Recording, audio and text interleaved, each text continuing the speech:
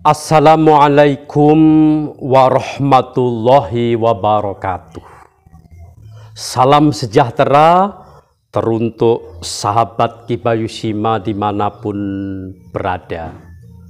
Sahabat, sebuah wilayah tidak lepas dari sebuah legitimasi, sebuah pengakuan dari wilayah yang lainnya tentang keberadaan suatu wilayah itu sangat penting sekali, sahabat. Kabupaten Tulungagung pada kala itu mendapatkan sebuah kepercayaan. Pada kala itu Nusantara ini dikuasai oleh kerajaan yang namanya Kerajaan Kadiri. Pada akhir Kerajaan Kadiri ini, Kertajaya memberikan sebuah legitimasi, sebuah pengakuan bahwasanya Tulungagung ini sebuah wilayah yang diberi hak otonom untuk mengatur daerahnya sendiri, meski tetap di bawah kekuasaan Kadiri. Dalam sebuah prasasti yang menjadikan penyebab ditetapkannya hari jadi Tulungagung, sahabat. Nah, Tulungagung terkenal dengan kota marmernya ya, karena batu marmer yang ada di daerah Tulungagung, tepatnya di Kecamatan Campur Darat, sahabat.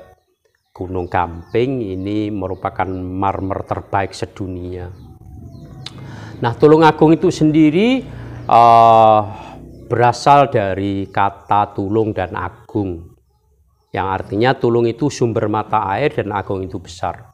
Tulungagung memang tidak pernah kekurangan air pada zaman dulu pun, sehingga nama Tulungagung sebelumnya dinamakan Kabupaten Ngerowo karena bentuknya rowo. Ada seorang pemuda yang bernama Joko Bagus, Joko Baru ya, atau lebih terkenal dengan Baru Kelinting ya. Entah mengapa mendapat kutukan dari sang ayah, Baru Kelinting ini berubah menjadi seekor ular. Nah, menangis karena kesalahannya.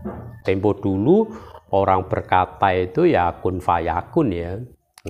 Jadi maka jadilah. Luar biasa, dikutuk ayahnya menjadi seekor ular dan minta maaf kepada sang ayah. Kata sang ayah, kamu bisa menjadi manusia kembali, Joko Baru, kalau kamu bisa melingkari gunung yang ada di Tulungagung itu dengan tubuhnya. Berusaha ular itu untuk melingkari gunung yang ada di sana.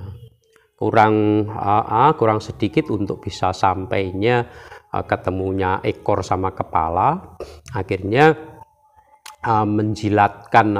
menjulurkan lidahnya bisa sampai menyentuh ekor itu, ekor ular jadi-jadian dari Joko Baru Kelinting ini. Dan anehnya meski nyampe oleh sang ayah dipotong, diputus lidahnya sehingga jadinya tidak nyampe. Nah, konon ceritanya lidah ular Baru Kelinting ini putus dan berubah menjadi sebuah tombak, sebuah senjata yang sakti sampai sekarang disimpan. Kalau kita melihat di lambang Tulungagung ada satu tombak yang dirangka ya, itu bisa jadi adalah lidah dari ular jadi-jadian dari Joko Baru Kelinting. Nah, bisa jadi pitulungan yang agung ya, tulung itu pitulung, agung besar, jadi pitulungan yang agung, yang besar, sehingga Kabupaten Tulungagung yang dulunya rowo-rowo tidak bisa ditanami berkat Joko Baru Klinting ini beberapa sumber mata air yang terus mengalir dikurangi ya, pakai lidi luar biasa itu bisa tersumbat, dan kebutuhan debit akan air itu tidak terlalu besar. Ada yang mengatakan ketika Gunung Merapi ya yang ada di sana itu meletus, maka Blitar akan menjadi latar, Kediri jadi kali, Tulungagung jadi kedung. Itu bahasa tempo dulu ya. Kemudian ringkas cerita, intinya ada dua versi ya untuk mengatakan Tulungagung itu berasal dari sumber yang besar, bisa juga pitulungan yang agung. Nah, Tulungagung ini sempat menjadi kabupaten dan berpindah ibu kotanya sampai 3 kali ya. Waktu di Ngrowo, kemudian di Kalambret, sekarang di Tulungagung, Kecamatan Tulungagung. Nah, sahabat Ki Bayu Sima, dimanapun panjenengan berada, juga nanti kita akan bercerita tentang tempat-tempat yang sampai sekarang masih dikeramatkan. Di beberapa tempat ada candi, ada kalau digali ya sebetulnya di Sungai Berantas ini masih ada kaitannya dengan Tulungagung. Peran Tulungagung terhadap kontribusinya di negara Republik Indonesia ini masih banyak misteri yang bisa kita gali yang hubungannya dengan Tulungagung, peran sertanya. Juga ada sebuah candi yang digunakan untuk mencandikan seorang perempuan ningrat dari Majapahit ya, luar biasa. Tempat-tempat wisata juga tidak kalah hebatnya, ada pantai, ada sungai ya, ada pula tempat-tempat kita bisa memanjakan mata kita. Silih berganti bupati-bupati sampai sekarang ya, masih ke Kabupaten Ngrowo, kemudian di Kalambret, kemudian masa kini sampai silih berganti bupati hingga sekarang. Luar biasa, ada yang pengusaha marmer yang omsetnya sampai miliaran. Sampai sekarang Tulungagung banyak yang terkenal pasirnya ya, pasir dari Tulungagung, wajak Tulungagung, penemuan sebuah fosil ya. Seterusnya dan seterusnya, ayo bersama-sama kita lacak sejarah, kita gali potensi yang ada di Kabupaten Tulungagung ini. Tetap semangat bersama kita semuanya.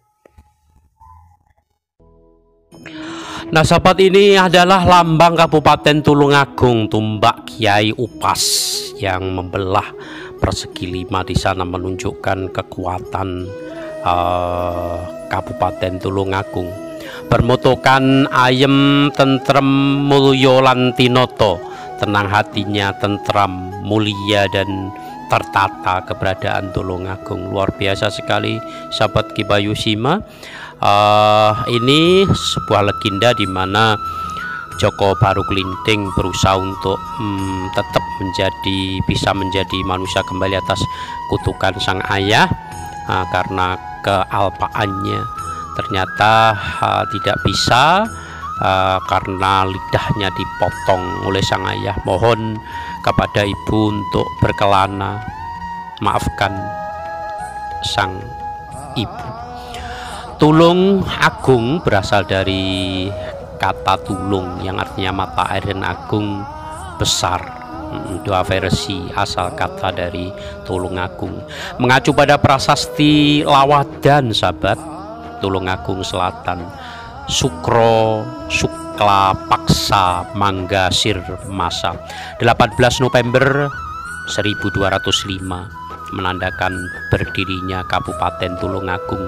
Berbatasan dengan Kabupaten Kediri sebelah utara sahabat, Kabupaten Blitar sebelah timur, Kabupaten Trenggalek dan Ponorogo sebelah barat, dan Samudra Indonesia sebelah selatan.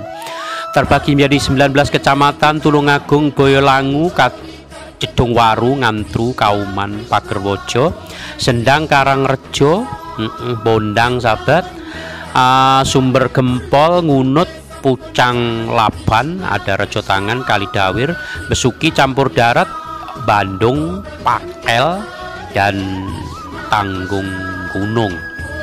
Nah, sahabat Ki Bayu Sima, periode Kadipaten Ngerowo waktu di Kalambret. Ini ada 3 bupati yang pada kala itu Kiai Ngabei Manguntirono sampai Raden Mas Mangun. Nah, periode Kadipaten Ngerowo waktu di Tulungagung ya merupakan bupati yang keempat pada kala itu, berturut-turut para ningrat kala itu ya, karena masa-masa penjajahan Belanda ini.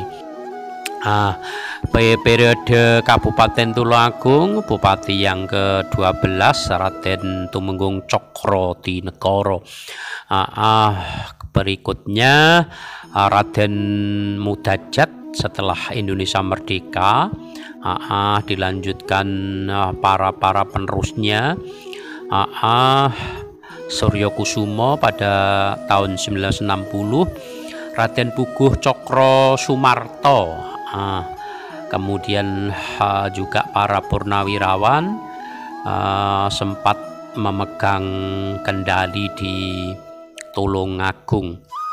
Nah, sahabat Ki Bayu Sima, dimanapun panjenengan berada, sampai pada Orde Reformasi ya, kala kini setiap panca parsa ya mengadakan pemilihan.